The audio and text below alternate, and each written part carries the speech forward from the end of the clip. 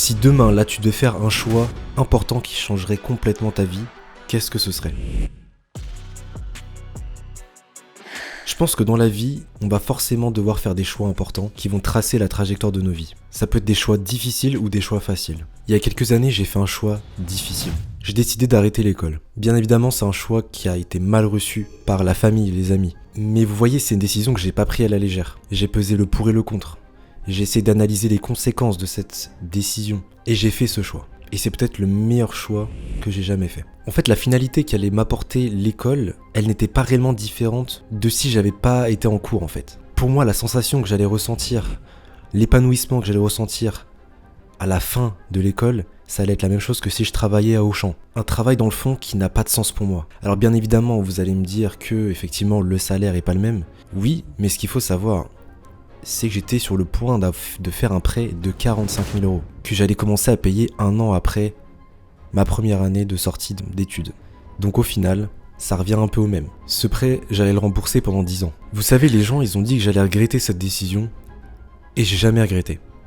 J'ai vu tout un monde qui s'ouvrait à moi. J'ai vu un champ des possibles. J'ai vu la possibilité pour moi de me reconstruire. Me reconstruire comme moi je le voulais. J'avais une vision, et j'avais qu'une envie, c'était de la rendre réelle. Bien évidemment, tout n'est pas rose. Quand tu arrêtes l'école, qu'est-ce qui se passe ? Tu retournes chez tes parents, tu n'as entre guillemets plus d'avenir, tu n'as plus de statut, tu es juste un échec aux yeux de la société. Alors bien évidemment, il y a une grosse pression à endurer. Mais je pouvais pas me contenter de juste avoir mon poste de manager et vivre ma petite vie dans le confort. Mon cerveau, la petite voix en moi, la vision que j'avais dans ma tête voulait beaucoup plus. Elle voulait la liberté. Et en fait, quand je regarde en arrière, je me dis que c'était inévitable. Je pouvais ignorer cette volonté pendant quelques années, mais à la fin, j'allais forcément y retourner. La force de cette volonté était tellement forte et est tellement forte que je ne peux l'ignorer. Même l'école n'a même pas réussi à me formater, alors que c'est son job premier. J'ai jamais autant appris, que ce soit intellectuellement via les livres, en me concentrant sur moi, sur la santé, ou sur le business, sur l'investissement, sur l'argent, que depuis que j'ai quitté l'école. T'as sûrement un rêve, t'as sûrement un choix à faire. Fais ton choix. Ne choisis pas la facilité, fais ton choix. Fais le choix qui va changer ta vie. T'as la volonté de changer de vie, de perdre du poids, d'arrêter les sucreries. Ou alors tu te sens mal dans ta peau. T'hésites à faire une chaîne YouTube, lance ta chaîne YouTube. Tu es à un choix de changer drastiquement ta vie.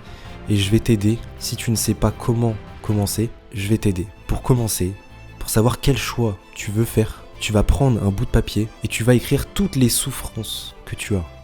Tout ce qui te fait souffrir. Peut-être que tu te trouves trop gros, alors tu vas écrire « Je me trouve trop gros. Je ne me sens pas assez libre. J'en ai marre de mon taf. Je ne suis pas assez beau. Je veux voyager. » Tu vas écrire tous les problèmes, toutes les souffrances que tu as. Et ensuite, ton cerveau va te trouver 99% de solutions. Et c'est pas une blague. Il va te trouver 99% de solutions. Et après, c'est à toi d'aller chercher.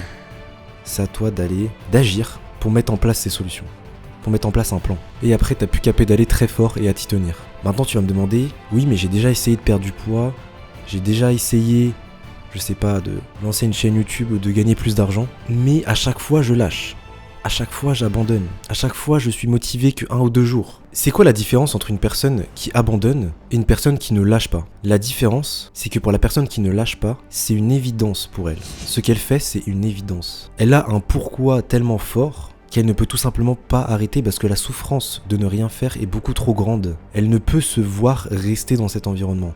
Elle ne peut se voir rester dans cette souffrance. Est-ce que votre pourquoi est suffisamment fort ? Pourquoi vous voulez faire ça ? Pourquoi vous voulez changer de corps ? Pourquoi vous voulez être libre ? Demandez-vous pourquoi. Est-ce que c'est suffisamment fort ?